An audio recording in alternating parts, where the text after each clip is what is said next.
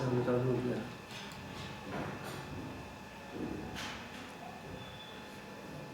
प्रिय भाई और बहनों, आज मैं एक बार फिर आपका होप इन फेथ, विश्वास में आशा, इस सेवा में आपका स्वागत करना चाहता हूं और धन्यवाद देता हूं कि जॉनसन परिवार में हमारे उद्धारकर्ता प्रभु यीशु मसीह ने हम दो भाइयों के जीवन में अपनी पवित्र आत्मा का काम किया और हमें अपनी सेवा में चुन करके अलग किया।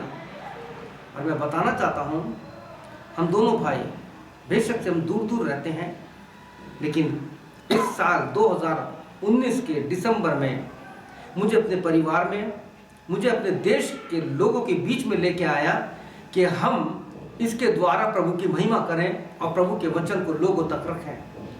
प्रिय भाई बहनों, मैं आज आपका धन्यवाद देता हूं कि हम इस साल जो बड़े दिन प्रभु यीशु मसीह का जन्मदिन बना रहे हैं। मुझे नहीं पता कि आज लोग किस प्रकार से यीशु का जन्मदिन बना रहे हैं। मुझे पूरा विश्वास है कि आज प्रभु के दास, मेरे छोटे भाई पास्टर सिरिल जॉनसन, जो विश्वास के आधार पर सेवा करते हैं, आज वो आपके साथ इस बड़े दिन के अवसर पर एक विशेष संदेश लेके आए हैं और मुझे पूरा विश्वास है इस संदेश के द्वारा प्रभु यीशु आपको बहुत आशीष देगा। तो आइए, मैं अपने भाई को निमंत्रण देना चाहता हूं और मैं चाहूँगा कि अपना इंट्रोडक्शन या अपना परिचय खुद देंगे और आज के वचन को आपके साथ हमारे सारे जितने भी विश्व में फेसबुक पर, यूट्यूब पर, व्हाट्सएप पर अलग अलग माध्यम से हमारे से जुड़े हैं, इनके द्वारा जो है आज आशीष पाएंगे। भाई सिरिल जॉनसन, मैं आपका इस होप इन फेथ वचन और प्रार्थना की सेवा में आपका स्वागत करता हूं और मैं चाहूँगा कि आज जो परमेश्वर ने आपको संदेश दिया है वो आज हमारे सीध में बांटिए। धन्यवाद भाई, प्रभु आपको बहुत आशीष दे। इस सुंदर समय के लिए मैं परमेश्वर का धन्यवाद देता हूँ कि पहली बार इस तरह से मुझे ये अवसर मिला कि एक साथ हजार लोगों के बीच में आकर इस माध्यम से मैं परमेश्वर के शुभ संदेश को इस शुभ अवसर पर बांट सकूं। मैं परमेश्वर का धन्यवाद देता हूं उनके वचनों के लिए, उसके पवित्र आत्मा के लिए, सहयोग के लिए, जो हमें वो अगुवाई करता है और हमें दर्शनों के द्वारा बातें करता है और अपना वचन सिखाता है और हमें आगे बढ़ाता है।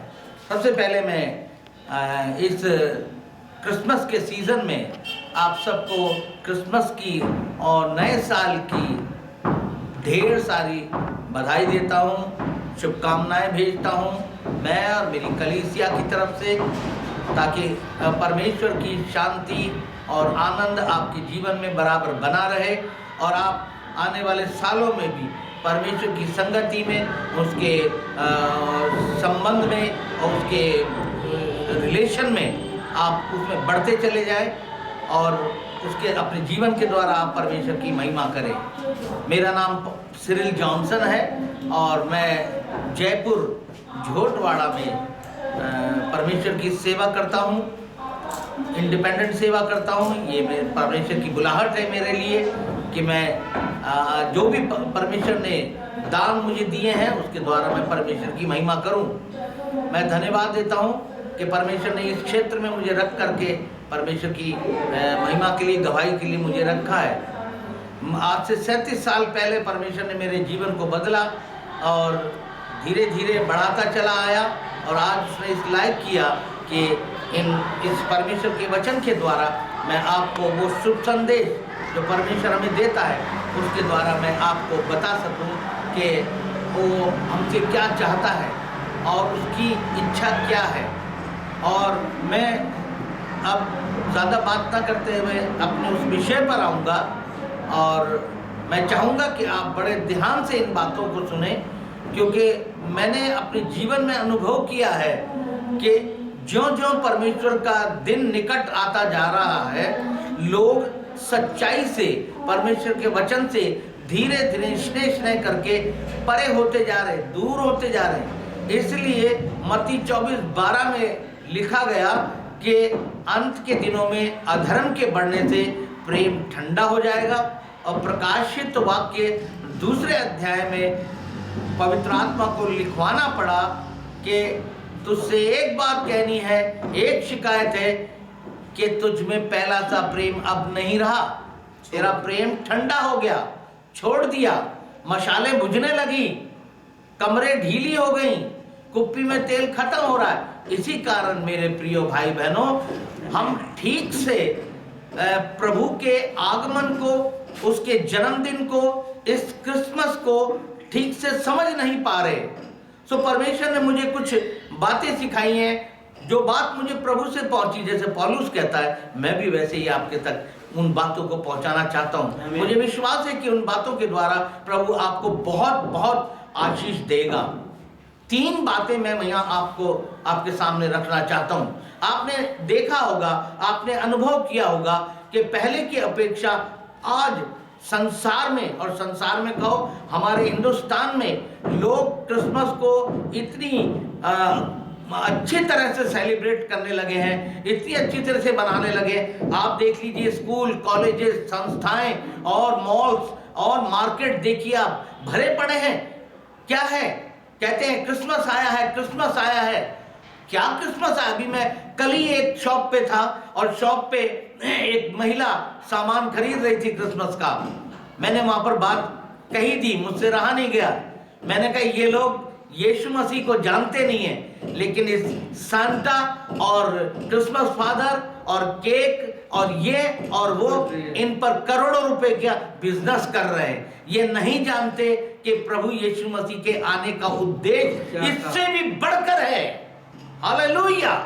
उससे भी बढ़कर है। और वो उद्देश्य क्या है मैं आपको बताऊंगा। बाइबल कहती है, लूका 1:31 और मत्ती 1:21 में लिखा है, जब वो यीशु पेट में आया उससे पहले स्वर्गदूत ने उससे कहा, तू उसका नाम यीशु रखना। और मत्ती में वो कहता है, यीशु क्यों रखना? क्योंकि वो अपने लोगों का उद्धार करेगा। आप जानते हैं अपने लोगों का मतलब और उद्धार का मतलब, यीशु का मतलब। अगर आप इसी को नहीं जानते तो फिर क्यों आप क्रिसमस बनाते हैं? आपके क्रिसमस बनाने का कोई मतलब नहीं है। आप पहले इनको जानिए, यीशु मसीह क्यों आया, उसका उद्देश्य क्या था? उसका उद्देश्य था आपको उन भयानक पापों से छुटकारा देना। आपका उसका उद्देश्य था कि वो आपको उद्धार दे, आपके गुनाहों का बोझ अपने कंधे पे उठाए और अपना बलिदान दे। वो चरनी में जो असहाय बच्चा है, आप देखते हैं चरनी में चमका चमकीला सितारा, आप बस यहीं तक गा के रह जाते। ये नहीं देखते कि उसने अपनी दौड़ कैसी आज्ञाकारिता के साथ हमारे लिए पूरी की। सारी सुख संपदा को उसने त्यागा, उस स्वर्गीय सुख को त्यागा, अपने पिता की गोद को छोड़ा और हमारे लिए उस सलीब पर चढ़ गया। फिलिपियों कितना अच्छा बोलता है 2 अध्याय में कि वो इंसान बन गया, वो शून्य हो गया, उसने दास का रूप धारण किया। क्यों किया? इसलिए कि वो हमारे लिए उद्धार लाए, हमारे पापों से छुटकारा लाए। आप जानते हैं पाप क्या है? आप अगर मरकुस 7वां अध्याय पढ़ेंगे, आप गलातियों की पत्री और उसका 5वां अध्याय पढ़ेंगे, वहां लिखा है, क्रोध, विरोध, फूट, विधर्म, डाह, मतवालापन, लीला क्रीड़ा और अशुद्ध बातें, व्यभिचार, पुरुषगामी, स्त्रीगामी, तरह तरह की बातें हमारे अंदर से निकलती है। मैंने कई वीडियो देखे ऐसे, प्रभु के सेवकों को रोक करके लोग पूछते हैं कि बच्चे ने कभी पाप किया है? बच्चा पाप करता है? हाँ, हम जानते हैं बच्चा निर्दोष होता है, लेकिन वो पाप का बीज जो आदम हवा से उसके अंदर आया माता पिता के द्वारा, वो जैसे जैसे बड़ा होता है यही पाप उसके अंदर बढ़ते जाते हैं। और हम देखते हैं हमारे देश की हालत क्या हो रही है, किस तरह का व्यभिचार और किस तरह पापाचार, अनाचार हमारे देश में हो रहा है, किस किस तरह की पीड़ाएं बढ़ रही हैं। मनुष्य को उसमें से गुजरना पड़ रहा है, आपको भी गुजरना पड़ता है, आपको भी गुजरना पड़ता है। आपको इस बात पर सोचना पड़ेगा। प्रभु यीशु मसीह इन्हीं बातों से छुटकारा देने के लिए आया, पापों से। क्योंकि लिखा है, रोमियो 3:23 में लिखा है, सबने पाप किया, सबने, और परमेश्वर की महिमा से रहित है। आज क्यों नहीं है लोगों के जीवन में सुख और शांति? क्यों श्राप से जीवन भरा पड़ा है? सब कुछ है घर में, मोटर है, गाड़ी है, बंगला है, अच्छी पत्नी है, अच्छे बच्चे हैं, अच्छी एजुकेशन है, पैसा है, बैंक बैलेंस है, लेकिन शांति नहीं है। शांति नहीं है। क्यों नहीं है? क्योंकि वो पाप अंदर उसको गला रहा है, अंदर ही अंदर सड़ा रहा है, अंदर ही अंदर। मेरे प्रियो, आपको जानना पड़ेगा, आपको समझना पड़ेगा, यीशु मसीह वो चरनी में आया है। आप क्रिसमस फादर को तो आप आगे रख रहे हैं, आप सेंटा को आगे रख रहे हैं? जब तक आप इनको पीछे नहीं रखेंगे और यीशु को आगे नहीं रखेंगे, तब तक आप यीशु मसीह के आने का मतलब नहीं समझ पाएंगे। Thank you Jesus. और मैं यह आत्मा में पीड़ित होकर आपसे कहना चाहता हूं, पहले आप अपनी बीमारी का इलाज कीजिए जो पाप आपको मारे डाल रहा है। आप जानते रोमियो 6:23 में क्या लिखा है? पाप की मजदूरी तो मृत्यु है। आप जानते हैं मृत्यु क्या है? परमेश्वर से ऐ लगाओ। परमेश्वर ने अपने पुत्र को इसलिए भेजा कि हम जो अपने पिता से बिछड़ गए, अपने क्रिएटर से बिछड़ गए, जो हम अपने अपने प्रभु से बिछड़ गए हैं, दोबारा उससे हमारा मेल कराने के लिए वो इस पृथ्वी पर मानव बन करके आया। आप उसके उद्देश्य को समझने की कोशिश करें, आप उसे जानने की कोशिश करें। मेरे प्यारे भाई और बहनों, मैं आपसे प्यार करता हूं और मेरा प्रभु भी उससे बढ़कर आपसे प्यार करता है। इसलिए हम अपने जीवन के द्वारा आपको ये बताना चाहते हैं कि उसके आने का उद्देश्य क्या है। आप मेरे साथ पढ़ सकते हैं, आप लिख लें यशायाह 53 उसका 4, 5 और 6 पद आप यहाँ पर पढ़िए, ध्यान दीजिएगा वो क्यों आया इस पृथ्वी पर, उसके आने का उद्देश्य क्या था। हमारे पापों से छुटकारा देने के लिए, सलीबी मौत सहने के लिए। उसने तो कुछ नहीं करा था, वो तो पाप से अज्ञात था। बाइबल कहती है जो पाप से अज्ञात था उसी को उसने हमारे लिए पाप ठहरा दिया कि उसमें होकर हम परमेश्वर की धार्मिकता बन जाएं। आपके कर्मों के द्वारा नहीं, आप कोई कर्म अच्छा नहीं कर सकते, आप कोई कर्म अच्छा नहीं कर सकते। जो अच्छा काम परमेश्वर ने किया है अपने पुत्र को चरनी में भेज करके, आपको जानना पड़ेगा। अगर आप उद्धार पाना चाहते, अगर आप पापों से छुटकारा पाना चाहते, तो आपको ये जानना पड़ेगा। यहाँ लिखा है निश्चय उसने हमारे रोगों को सह लिया और हमारे ही दुखों को उठा लिया, तो भी उसने उसे परमेश्वर का मारा कूटा और दुर्दशा में पड़ा हुआ समझा। किसके रोगों को? हमारे रोगों को। आज कैसे कैसे रोग हैं हमारे जीवन में, कैसे कैसे रोग पनप रहे हैं। डॉक्टर भी एक बार नहीं समझ पाता, वो जाके कहता पहले टेस्ट कराओ। ना जाने क्या क्या कैसी कैसी बीमारियां श्राप के कारण, पाप के कारण हमारे जीवन में, हमारे जीवन को गला रही है। और उसने हमारे सब दुखों को उठा लिया। 5वां पद कहता है परंतु वह हमारे ही अपराधों के कारण घायल किया गया। किसके अपराधों के कारण? हमने जो अपराध किए उस अपराधों के कारण यीशु मसीह जो चरनी में आया, मेरे पाप से मुझे छुटकारा दिलाने के लिए, आपको आपके पाप से छुटकारा दिलाने के लिए वो क्या हुआ? घायल किया गया। उसको घायल किया। बहुत से लोग कहते हैं अपने आप को बचा नहीं सका वो। अरे ऐसे का प्रचार करते हो तुम, जो अपने आप को 4 किलो से ठोक कर उसको लटका दिया। अरे मेरे प्यारे भाई, मैं आपसे भी कहना चाहता हूं, अगर आपको ये वीडियो मिल जाता है और आप ये सुन लेते हैं, देख लेते हैं, तो आप जाने इसको कि उसने आपके अपराध के कारण वो 4 किलो पर ठोका गया। आपके अपराध के कारण। उसने कुछ नहीं किया था, उसने कोई अपराध नहीं किया था, वो आपके अपराध के कारण घायल किया गया और हमारे अधर्म के कामों के हेतु उस कुचला गया। हमारी शांति के लिए उस पर ताड़ना पड़ी कि उसके कोड़े खाने से हम सब चंगे हो जाए, क्योंकि हम सब भेड़ों की नाई भटके हुए थे। हम सब ने अपना अपना रास्ता लिया था और परमेश्वर ने हम सबों के अधर्म का बोझ उसी पर डाल दिया। ये था उद्देश्य। प्रभु यीशु मसीह सलीब पर गया। आप केवल चरनी को ना देखें, उस सलीब को भी देखें। यीशु मसीह जानता था, यीशु मसीह जानता था, इसलिए वो अपने चेलों को बताने लगा। रोमियो मरकुस कहता है और 8 उसका 31 पद कहता है और मैं उन्हें सिखाने लगा कि मनुष्य के पुत्र के लिए अवश्य कि वो बहुत दुख उठाए और पुरनीय और महायाजक और शास्त्री उसे तुच्छ समझकर मार डालें और वह 3 दिन के बाद जी उठे। यीशु मसीह जानता था कि वो आपके अधर्म के पापों का बोझ उठा के सलीब पर मरेगा, आपके पापों से आपको छुड़ाने के लिए। क्या आप तैयार हैं? उसके आने का पहला उद्देश्य था कि वो आपके अधर्मों को आपसे दूर करे, आपके पापों से आपको हमेशा हमेशा के लिए छुड़ा ले। यदि आप उससे अपने पापों से छुटकारा पाना चाहते हैं तो आपको उसके बलिदान पर विश्वास करना पड़ेगा। आमीन। और इन सारी सांसारिक चीजों को, सेंटा को, केक को, और जो इनका स्थान है उसको वहीं रखिए। क्रिसमस ट्री जो उनका स्थान है वहीं रखिए। आप इस बात को समझिए कि यीशु मसीह क्यों आया। वो आपके पापों से आपको छुड़ाने आया, आपका उद्धार करने आया। वो यीशु मसीह है। उसने कहा उसका नाम यीशु रखना, क्योंकि वो अपने लोगों का उससे पापों से उद्धार करेगा।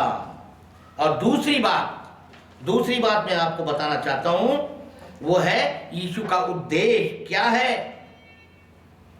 क्या है उसका उद्देश्य? यूहन्ना रचित सुसमाचार उसका 10 और 10 पद, मुझे पता है आप में से सैकड़ों लोग इस बात को जानते होंगे, लेकिन क्या इसको समझ पाए? वहां लिखा है, चोर और किसी काम के लिए नहीं आता, परंतु चोरी करने, घात करने और नष्ट करने आता है। लेकिन मैं किस लिए आया? यीशु चरनी में किस लिए आया? और चरनी के बाद उसने अपने आप को बलिदान क्यों कर दिया? आपके पापों से आपको छुटकारा देने के लिए, और प्लस आपको अनंत जीवन देने के लिए, हमेशा का जीवन देने के लिए, हमेशा के लिए परमेश्वर की उपस्थिति में आपको ले जाना चाहता है। मेरे प्रिय भाइयों बहनों, इस बात को ध्यान रखें। परमेश्वर आप यदि एक बार जन्म लेते हैं तो याद रखिए 2 बार आपको मरना पड़ेगा। और अगर आप 2 बार जन्म लेते हैं तो आपको सिर्फ और सिर्फ एक ही बार शरीर में मृत्यु को प्राप्त होना पड़ेगा।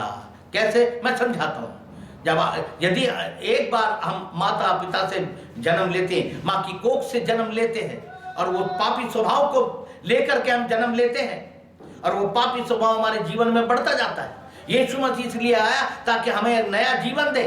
यदि हम उस नए जन्म को प्राप्त नहीं करते हैं और एक जन्म प्राप्त करके हम मर जाते हैं, तो हमारे लिए नरक तैयार है, परमेश्वर से सेपरेशन हमेशा के लिए। लेकिन अगर आप माता पिता से जन्म लेते हैं, माँ के पेट से जन्म लेते हैं, और फिर दूसरा जन्म पवित्र आत्मा में लेते हैं। निकोदेमस से भी यूहन्ना 3 अध्याय में यीशु ने यही कहा था, जब तक कोई नए सिरे से ना जन्मे वो परमेश्वर के राज्य में जाने की बात अलग है, देख भी नहीं सकता।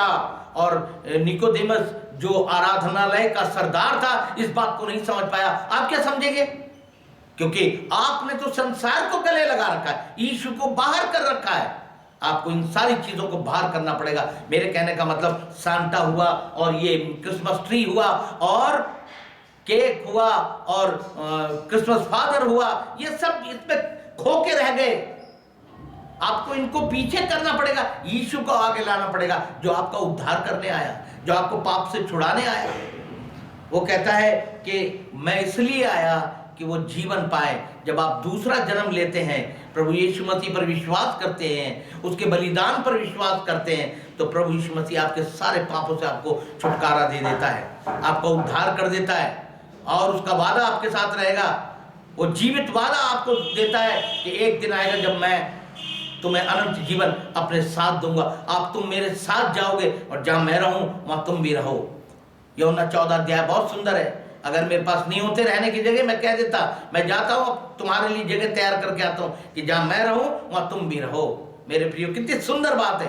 परमेश्वर हमारी चिंता करता है, तो चाहता है कि जहां वो रहे वहां हम रहे, क्योंकि वहां ना तो दांतों का पीसना है और ना रोना है, आंसू सब पहुंच देगा वो हमारे। क्या आप चाहते हैं इन बातों? आप देखिए यहां पर क्या लिखा है, प्रभु यीशु मसीह हमें अनंत जीवन देने आया। क्यों? क्योंकि उसमें अनंत जीवन है। यूहन्ना 1 अध्याय और उसका 4 पद क्या कहता है? उसमें जीवन था, और वह जीवन मनुष्यों की ज्योति थी, और वो ज्योति अंधकार में चमकती है, और अंधकार में उसे ग्रहण नहीं किया। लेकिन जितनों ने उसे ग्रहण किया, उसने उन्हें परमेश्वर के संतान होने का अधिकार दिया, अर्थात उन्हें जो उसके नाम पर विश्वास करते हैं। कौन सा नाम? यीशु नाम, जो छुटकारा देने वाला है। आप समझे इसका मतलब? यीशु मसीह आया अनंत जीवन देने, उसमें अनंत जीवन है।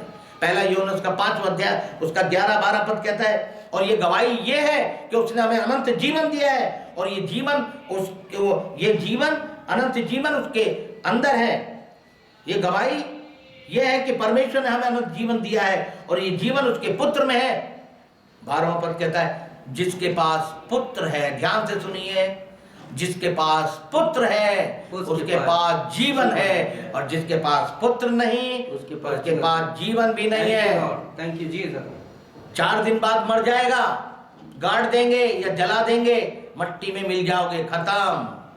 फिर न्याय होगा, सामने खड़े होंगे, परमेश्वर आपसे पूछेगा, मेरे दास और दासियों ने तुम तक संदेश पहुंचाया था, तुमने सुना, तुमने क्रिसमस को जाना, तुमने उस मेरे पुत्र के आने का उद्देश्य को जाना, समझा कि वो चरनी में क्यों आया, वो सलीब पर क्यों मारा गया, वो तो अनंत जीवन था, तुमने उसे अलग करके संसार को अपने गले लगाया। संसार की बातों में पहला यूहन्ना 2 अध्याय में लिखा है 16 और 17 पद में, जो संसार से प्रेम करता है वो परमेश्वर से घृणा करता है। वो परमेश्वर, ना तो तुम संसार से और संसार की वस्तुओं से प्रेम करना, क्योंकि संसार से और संसार की वस्तुओं से प्रेम करने से हम परमेश्वर से बैर रखते हैं। हम बैर रखते हैं। याकूब 4:4 में लिखा है। परमेश्वर के और भी आप वचन का अध्ययन करेंगे, आपको बताएगा वो। तीसरा, परमेश्वर ने अपने पुत्र को यह अधिकार दिया है। यूहन्ना 5:26 में लिखा है कि जैसे जिस रीति से पिता अपने अंदर जीवन रखता है, उसने अधिकार दिया है पुत्र में भी जीवन रखे। पुत्र भी अपने में जीवन रखता है और वो जीवन देने आया। यह था दूसरा उद्देश्य परमेश्वर का, कि वो आपको जीवन दे। तीसरा उद्देश्य जो इंपॉर्टेंट है, वो उद्देश्य यह है कि वो इसलिए चरनी में आया, वो इसलिए सलीब पे मारा गया, वो इसलिए आपको अनंत जीवन देना चाहता है, ताकि वो आपको अपना रहने का स्थान बनाए, आपको मंदिर बनाए अपना। वो हम में रहना चाहता है। वो हमसे प्रेम करता है। अदन की वाटिका उसने आदम हवा को इसलिए बनाया कि उनके साथ संगति करे, उनके साथ रहे, लेकिन आदम ने पाप करके वो संगति तोड़ दी। और आज हम भी उस बात को भुगत रहे हैं, लेकिन यीशु मसीह में हम दोबारा परमेश्वर के पास पहुंचाए जाते हैं। हमारी पहुंच पिता तक होती है। Praise the Lord. परमेश्वर का धन्यवाद हो। मेरे प्रिय भाई बहनों, आप इस पर ध्यान दें। चेले पूछते हैं, वो मजूसी पूछते, जो राजा पैदा हुआ है वो कहाँ है, नहीं पता। पहले यूहन्ना 1 अध्याय में चेले पूछते, तू कहाँ रहता है? कहता, तू कहाँ रहता है? कहाँ रहता है यीशु? वो ढूंढ रहा है जगह। आप देखिए, अगर मेरे साथ पढ़ेंगे 2 शमूएल 7:6, तो उसमें एक परमेश्वर अपनी व्यथा को बताता है, अपनी पीड़ा को बताता है। कहता है, जिस दिन से मैं इजराइलियों को मिस्र से निकाल लाया, उस समय से लेके आज तक मैं घर में नहीं रहा। उसका घर कौन है?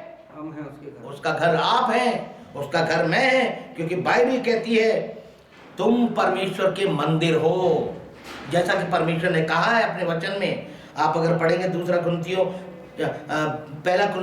3:16 और 6:19, उसमें लिखा है तुम पवित्र आत्मा का मंदिर हो, मैं तुम में चला फिरा करूंगा। इसलिए वो कहता है, यदि आप परमेश्वर का वचन पढ़ेंगे 2 कुरिन्थियों 6 अध्याय 16-18, वो कहता है मूर्तों के साथ परमेश्वर के मंदिर का क्या संबंध नहीं है। आप इस तरह से संसार में अपना जीवन बिताते हैं, आप और संसार के लोग, कोई फर्क ही नहीं है आप में। आपकी भाषा वैसी है, आपके विचार ऐसे हैं, आपका चाल चलन ऐसा है, आप किस तरह का जीवन जी रहे हैं। आप ज्योति हैं। बाइबल कहती है ज्योति की संतान हो, ज्योति की संतान की नहीं चलो। थिस्सलुनीकियों की पत्री में लिखा है, वो कहता है कि जो सोते हैं वो रात को सोते, जो मतवाले होते हैं वो रात को मतवाले होते हैं, तुम तो दिन की संतान हो, ऐसे चलो ना। तो आप तो मंदिर हैं। परमेश्वर आप में रहना चाहता है, आपके पाप को दूर करके आपको शुद्ध और पवित्र कर, अपने पवित्र लहू के द्वारा, बहुमूल्य लहू के द्वारा आपको शुद्ध और पवित्र करके आपके अंदर रहना चाहता है, आपको अनंत जीवन देना चाहता है, आपके साथ संगति करना चाहता है। कितना सुंदर परमेश्वर है। यह उद्देश्य परमेश्वर के पुत्र के इस संसार में आने का। और वो कहता है मूर्तों के साथ परमेश्वर के मंदिर का क्या संबंध, क्योंकि हम तो जीवते परमेश्वर के मंदिर हैं। हम जीवित पर, याद रखिए, संसार के लोग जीवित परमेश्वर को नहीं जानते। वो भौतिकवादी है, वो देखी हुई चीजों पर विश्वास करते हैं। आप क्यों करते हैं? आप मत कीजिए इस पर विश्वास, क्योंकि ये चीजें कुछ देर के लिए दिखाई देती है, फिर खत्म हो जाएगी। पतरस इस बात को बहुत बखूबी कहता है कि ये चीजें रखी गई हैं, आकाश और पृथ्वी, ये इसलिए रखे गए कि जलाए जाएं, इनके के सारे काम जलाए जाएंगे जब परमेश्वर का पुत्र आएगा। मेरे प्रियो सावधान, वो कहता है परमेश्वर के मंदिर तो हम हैं, जैसा परमेश्वर ने कहा है कि मैं उनमें बसूंगा और उनमें चला फिरा करूंगा और मैं उनका परमेश्वर होऊंगा और वे मेरे लोग होंगे। कितना बड़ा आशीर्वाद आपके लिए है, यीशु मसीह चरनी में लाया। वो मेरे लोग होंगे, मैं उनका होऊंगा। वो आपसे ऐसा संबंध बनाना चाहते हैं। मेरे प्रिय भाई और बहनों, आप नींद से जाग उठो। जैसा संसार चलता है, संसार की चाल मत चलिए, उनसे अलग होइए। इससे कहता है, प्रभु कहता है 17 पद में कि उनके बीच में से निकलो और अलग रहो, अशुद्ध वस्तु मत छुओ, तो मैं तुम्हें ग्रहण करूंगा और तुम्हारा पिता होऊंगा और तुम मेरे बेटिए बेटियां होंगे। ये तो सर्वशक्तिमान प्रभु परमेश्वर का वचन है। ये तो सर्वशक्तिमान प्रभु परमेश्वर का वचन है, किसी मनुष्य का नहीं है, किसी मनुष्य का नहीं है। आप इसको ट्राई करके देखें, आपके जीवन बदल जाएगा। 37 साल पहले मैं भी ऐसा ही था, आप किसी चाल चलता था, मैं भी इसी तरीके से क्रिसमस को सेलिब्रेट करता था, लेकिन आज मेरे लिए क्रिसमस का अर्थ बदल गया है। आमीन। बदल गया है। आज प्रभु वो चरनी में नहीं है, वो तो पैदा हो ही नहीं सकता। मैं आपको एक बहुत गहरी बात बताना चाहता हूं। अरे वो परम प्रधान परमेश्वर के चरनी में है? नहीं है। वो कौन है? वो एल शद्दाई, वो मैं जो हूं सो हूं है, उसका नाम मैं जो हूं सो हूं है। वो पैदा होता है? वो पैदा नहीं होता, वो पैदा नहीं होता। वो तो आदि और अंत है, वो था और रहेगा। ये हम पर अनुग्रह हुआ है कि उसने यीशु का रूप धारण किया, एक इंसान बना हमारे लिए। मेरे प्रिय भाई और बहनों, यदि आप चाहते हैं कि इस जीवन का, इसके आने का उद्देश्य आपके जीवन में पूरा हो, तो आपको इन संसार की बातों से अलग हटना पड़ेगा। आपको अपने पापों से पश्चाताप करना पड़ेगा, क्योंकि परमेश्वर का वचन कहता है, परमेश्वर भक्ति का शोक ऐसा पश्चाताप उत्पन्न करता है जिसका परिणाम उद्धार होता है और उसके बाद पछताना नहीं पड़ता। आमीन।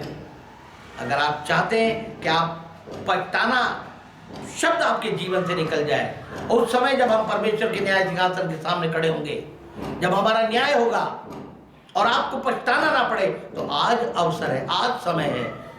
आप अपना दिल खोलें, प्रभु यीशु मसीह को अपना उद्धारकर्ता स्वीकार करें, जिसका जन्मदिन आप बना रहे हैं, संसार की रीति पे नहीं, उसे अपने दिल की चरनी में आने दें, अपने दिल का राजा बनने दें।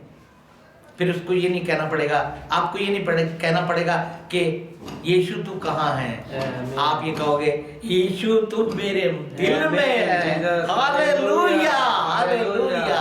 यह है क्रिसमस का उद्देश्य। प्रभु करे कि इस क्रिसमस इस संदेश के द्वारा प्रभु आपके जीवनों को छुए और आपके दिल की चरनी में आए। और जैसे मेरा और मेरे भाई का जीवन बदला, और जैसे करोड़ों सैकड़ों लोगों के जीवनों को बदला, और इस वचन को ले लेकर के वो सड़क पे जाते हैं और दुख उठाते हैं, और यहाँ तक कि प्रभु के लोग भी बहुत से ये समझ नहीं पाते, उनको बड़ा तुच्छ समझते हैं। याद रखिए, परमेश्वर ने उनके जीवन में जन्म लिया है, वो उनके दिल में रहता है। आपके दिल में भी प्रभु करे कि वो रहे। मेरी यही प्रार्थना है। प्रभु आप सबको आशीष दे। आप याद कीजिए, यीशु मसीह के आने का उद्देश्य, नंबर 1 उसका नाम यीशु है, क्योंकि वो अपने लोगों का उद्धार करेगा। वो आपके पापों से उद्धार करने के लिए सलीब पर मरा। दूसरा, वो इसलिए आया कि आपको जीवन दे और हमेशा का जीवन दे। फिर आप मरने के नहीं, फिर आप, क्योंकि यीशु मसीह एक बार मरा, फिर मरने का नहीं, आपको अनंत जीवन देने आया। और तीसरा, यीशु आपके हृदय में रहने आना चाहता है। क्या आप अपना दिल खोलेंगे?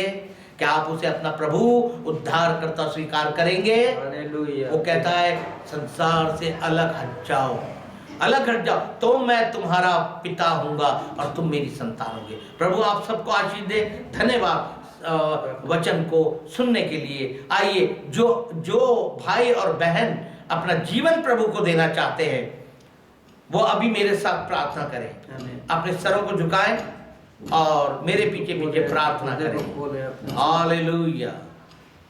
आप मेरे पीछे बोले, प्रभु यीशु मसीह, मैं आपका धन्यवाद करती हूँ कि आप चरनी में आए, और आप इसलिए आए कि हमारे जीवन में जो गंदगियां और पाप पाए जाते हैं उन सब से आप हमें छुटकारा दें, क्योंकि हमने पाप किया है। हमारे पापों को क्षमा कर प्रभु। प्रभु आप हमारे हृदय की चरनी में आए।